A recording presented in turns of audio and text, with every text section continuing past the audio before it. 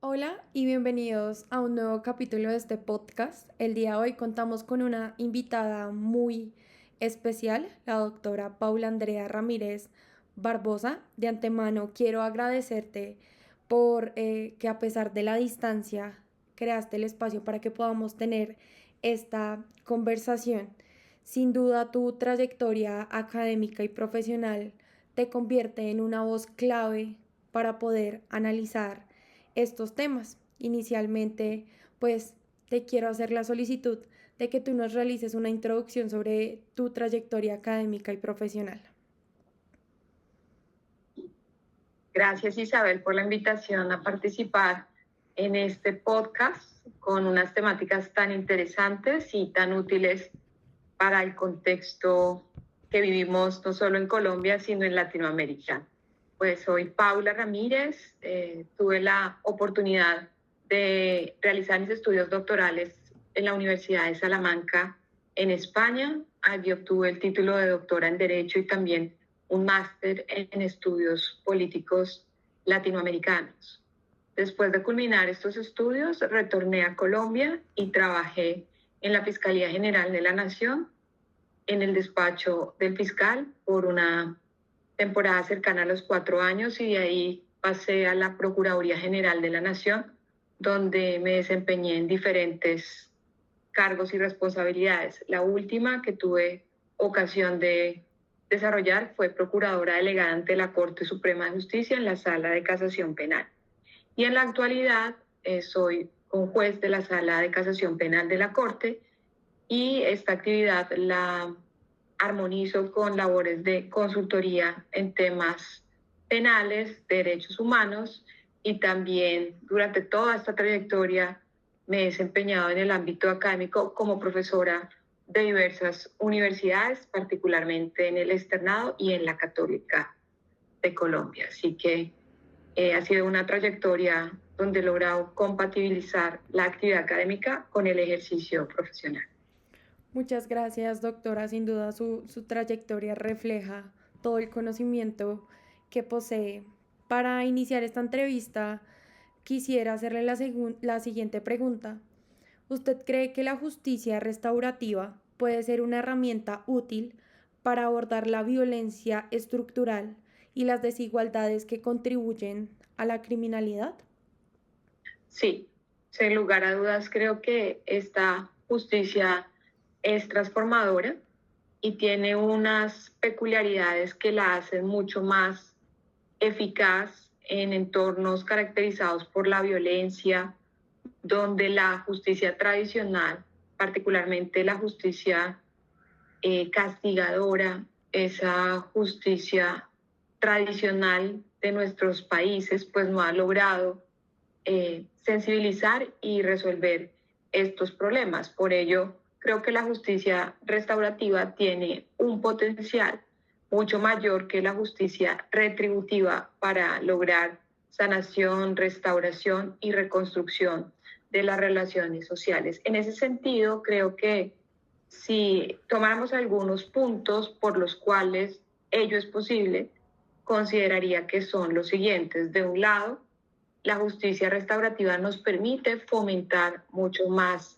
diálogo, y esto a su vez pues proporciona a las partes un marco en que víctimas, infractores y comunidades pueden participar abiertamente a través de la comprensión y también a través de la expresión de esos sentimientos que han sido afectados o que han sido lesionados como consecuencia del delito, y a las víctimas les va a significar sentirse escuchadas y sentirse más valoradas.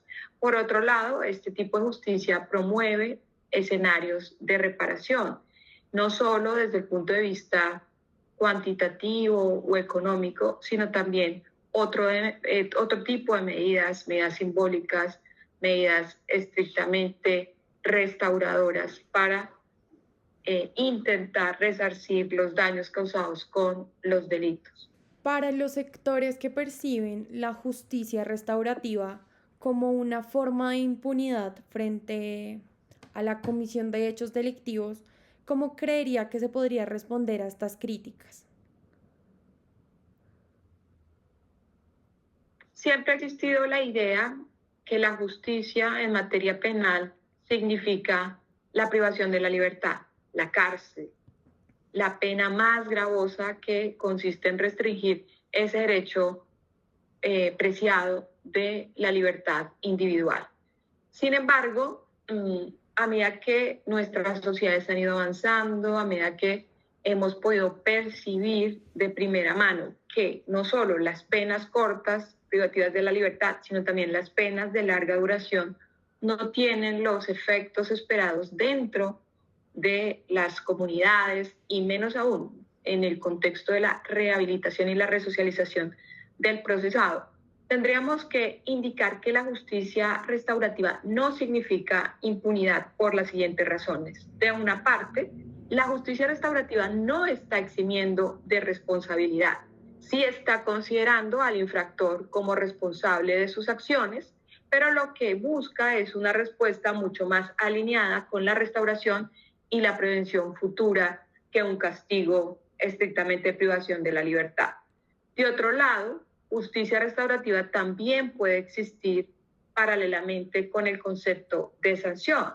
Esto no significa eliminar en todos los casos las medidas punitivas, sino que debe integrarse desde una perspectiva mucho más amplia, llamaríamos una perspectiva holística que incluya tanto la sanción como la restauración, posibilitando un equilibrio y una mayor relación o armonización entre lo que es justicia en estricto sentido y la rehabilitación. Y por otro lado, pues existen estudios a nivel del derecho comparado que nos demuestran que la justicia restaurativa no solo puede ser efectiva en la reducción de la reincidencia, sino que también proporciona mayor satisfacción a las víctimas al sentir que su sufrimiento, que su daño ha sido considerado, abordado, tenido en cuenta.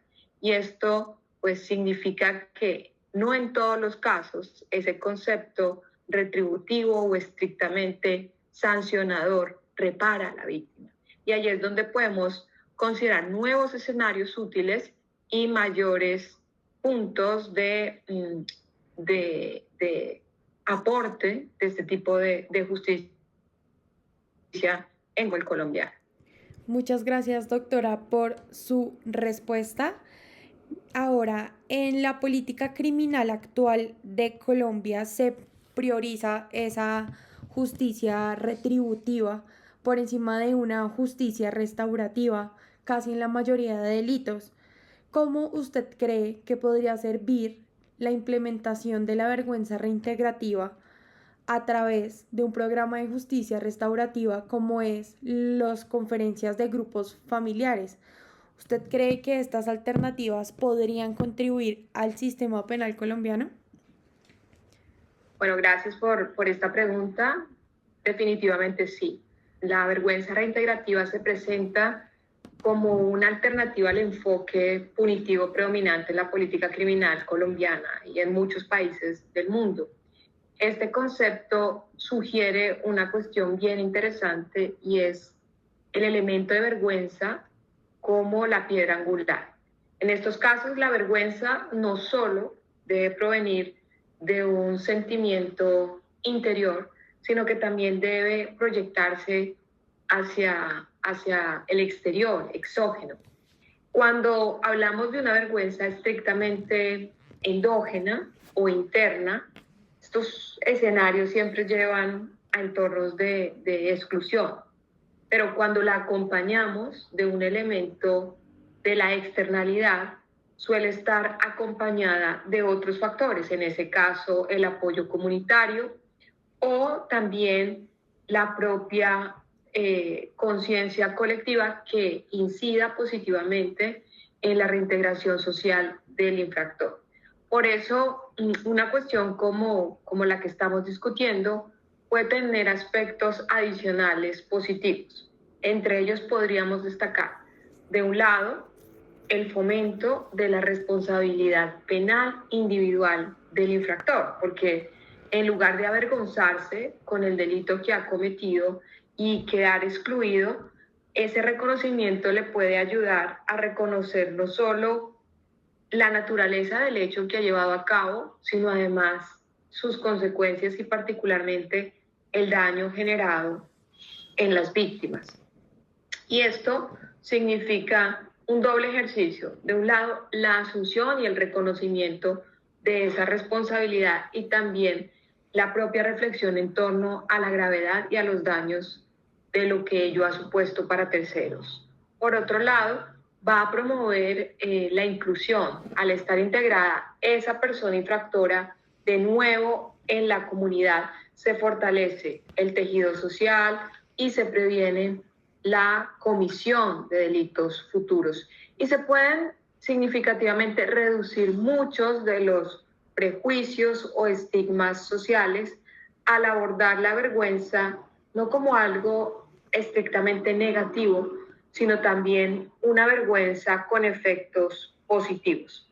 La comunidad puede contribuir a que el infractor se sienta parte de ella, lo que disminuye en la práctica los niveles de reincidencia. Entonces, son muchos los aportes que puede generar este tipo de conceptos y sobre todo el cambio de paradigma frente al reconocimiento de la responsabilidad del infractor y sus efectos en los derechos de las víctimas. Doctora, muchas gracias. Sin duda, pienso igual respecto a la implementación de nuevos modelos que puedan contribuir también a un sistema penal mucho más humanizador. Por último, desde su perspectiva, ¿qué tan compatible es el modelo de política criminal actual en Colombia con su énfasis, digamos, retributivo y los principios de cosmovisión indígena basados en reparación y restauración del tejido social? ¿Usted cree que podría existir la posibilidad de implementación y de articulación entre ambas jurisdicciones en Colombia? Por supuesto. Esto tiene pues una génesis en el concepto que tradicionalmente ha incorporado y desarrollado la política criminal colombiana, marcada casi en todos los escenarios por un enfoque punitivo y poco preventivo. Allí el castigo es el principal mecanismo de control social con el que cuenta el derecho penal. Sin embargo, si reflexionamos en torno a este concepto, él mismo entra en conflicto con las cosmovisiones indígenas que la perciben de otra manera: reparación, reconciliación, reintegración social. ¿Qué podemos entonces aprender de esta relación y qué podemos incorporar a una nueva visión de la política criminal integradora? De un lado, los valores de reparación que le son propios a la justicia indígena y que van más allá de un concepto estrictamente punitivo o de castigo.